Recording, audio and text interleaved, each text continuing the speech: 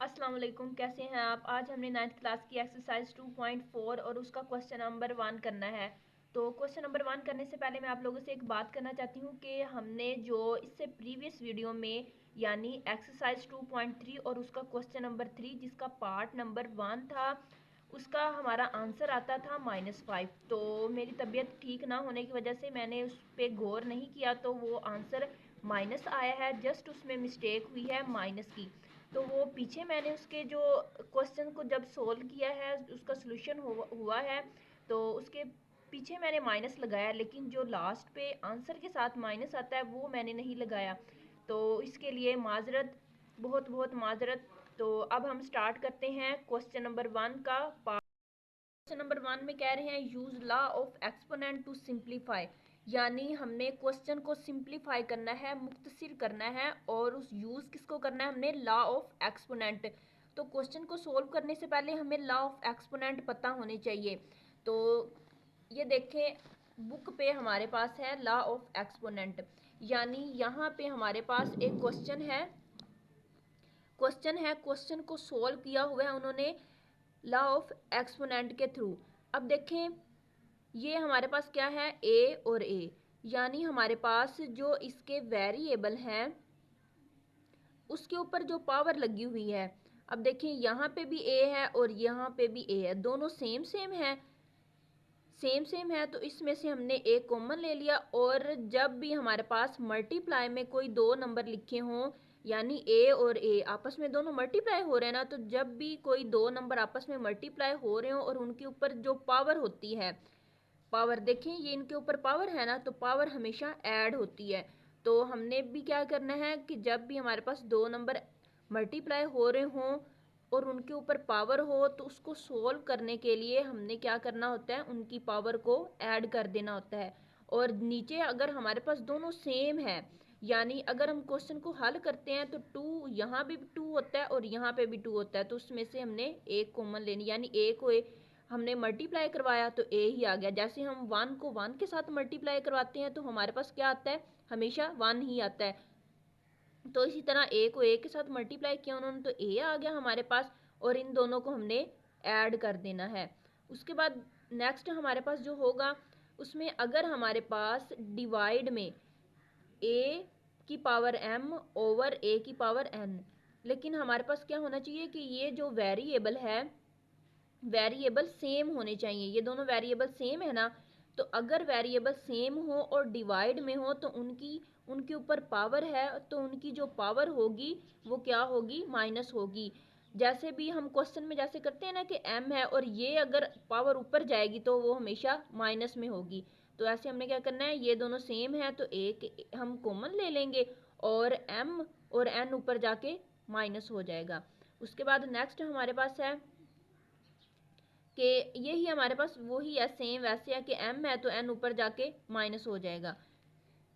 और फिर उसके बाद हमारे पास क्या है कि अगर हमारे पास कोई नंबर है यानी फ्रैक्शन में है और उसकी होल होल ब्रैकेट के ऊपर -n लगा हुआ है, तो हमने उसको अगर प्लस में चेंज करना है तो हम क्या करेंगे, उसको उसका रेसिप्रोकल लेके, रेसिप्रोकल क्या होता है कि रकम को जो ऊपर होती है, यानी अब जो ऊपर है वो नीचे आ जाएगी और जो नीचे होगी वो ऊपर चली जाएगी। तो इस तरह हमारा क्या होगा, ये जो माइनस का n है वो प्लस में चेंज हो जाएगा।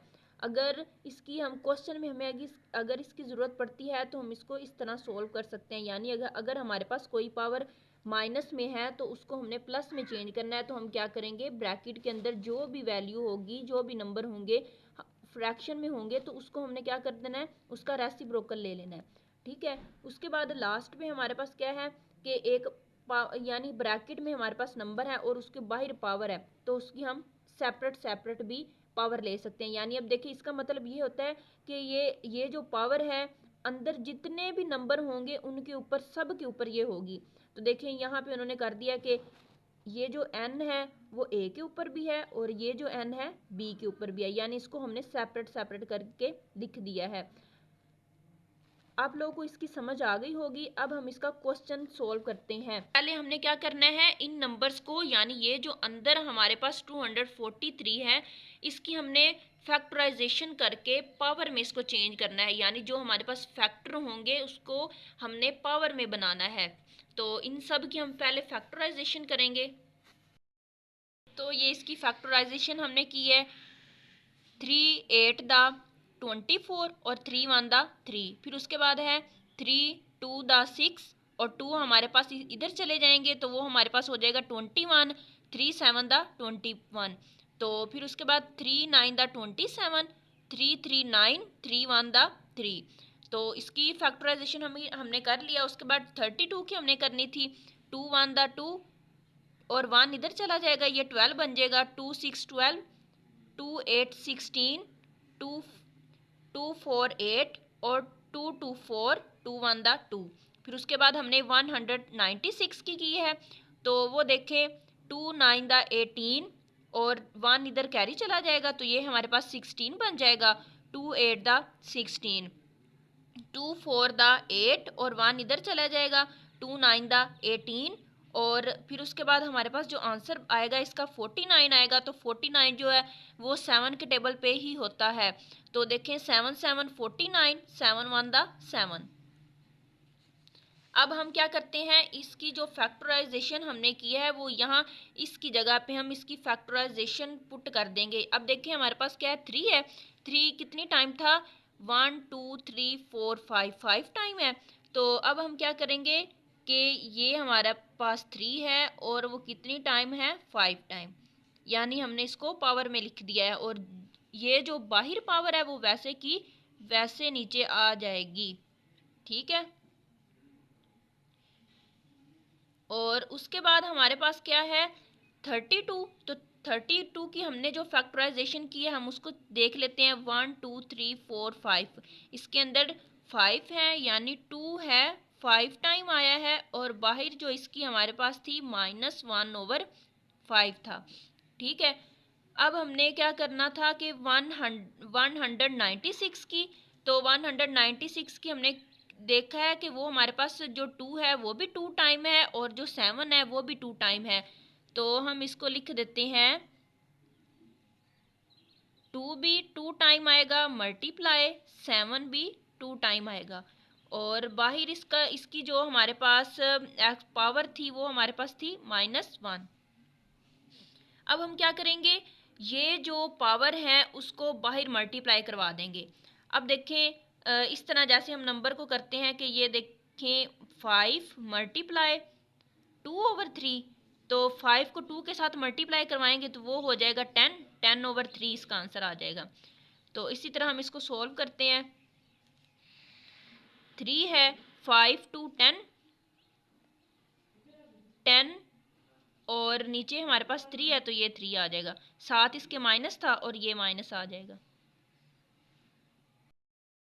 उसके बाद यहाँ हम मल्टीप्लाई लगा देते हैं और फिर उसके बाद देखें कि ये 5 को 1 के साथ मल्टीप्लाई करवा देंगे या फिर हम इसको डायरेक्ट कर लेते हैं, ये 5 इस 5 के साथ कैंसिल हो जाएगा, बाकी हमारे पास क्या बचेगा 2 और उसकी पावर है हमारे पास -1।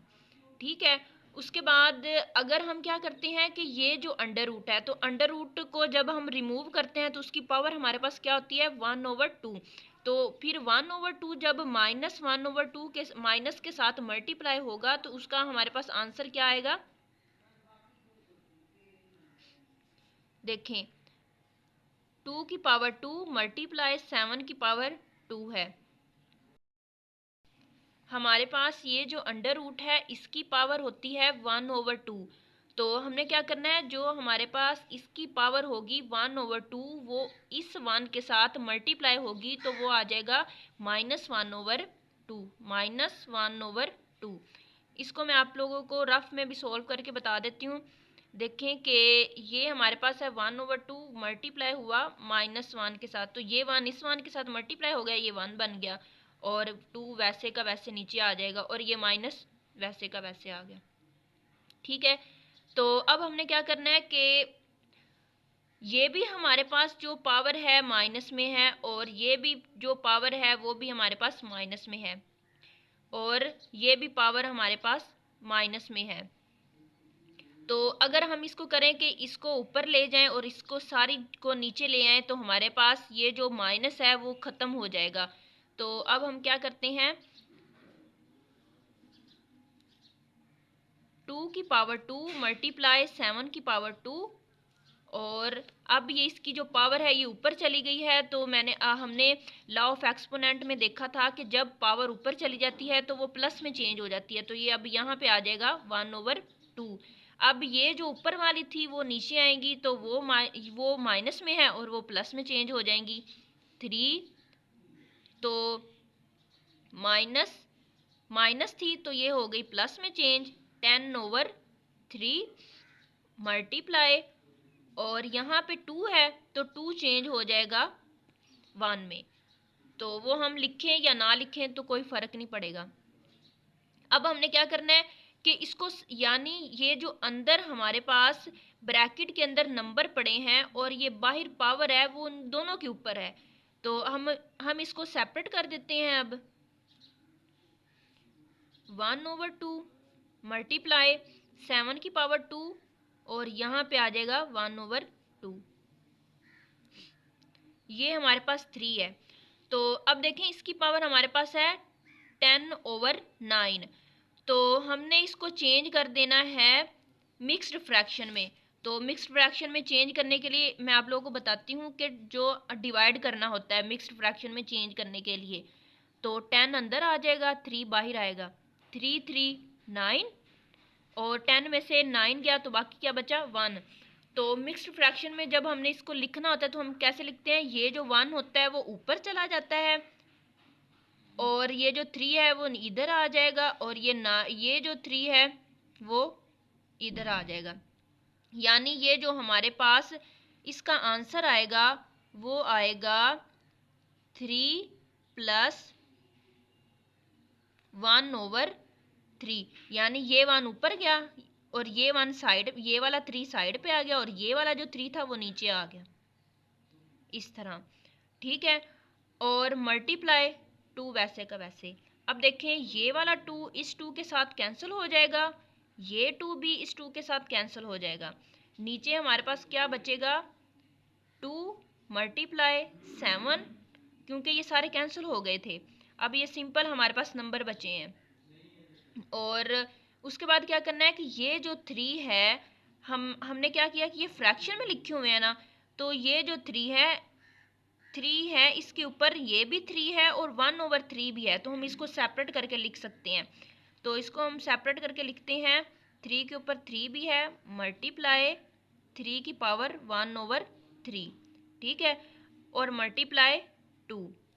अब क्या होगा, ये 2 इस 2 के साथ कैंसिल हो जाएगा, बाकी हमारे पास क्या बचेगा, 7/3 की पावर 3 मल्टीप्लाई 3 की पावर 1/3। अच्छा, अब देखें कि ये जो हमारे पास 7 तो वैसे का वैसे ही रहेगा। ये जो 3 है हमने क्या करना है, 3 को 3 टाइम मल्टीप्लाई करें तो क्या हमारे पास आता है 27, ये हमारे पास आ गया 27। अब ये हमारे पास है एक्सपोनेंशियल फॉर्म में, पावर की फॉर्म में है, तो हम इसको रेडिकल में चेंज कर सकते हैं ना, तो इसको हम रेडिकल में चेंज कर देंगे, ये 3 आ जाएगा, और यहाँ पे हमारे पास ये वाला 3, ये 3 इधर आ गया, और ये अंदर वाला 3 यहाँ पे आ गया। यानी ये हमारे पास रेडिकल आ गया, और रेडिकल के अंदर जो नंबर है वो 3 है, और ये इंडेक्स ऑफ रेडिकल है। हमारा ये क्वेश्चन नंबर 1 यहाँ तक कंप्लीट हुआ। इसका जो नेक्स्ट पार्ट है वो हम नेक्स्ट वीडियो में सॉल्व करेंगे।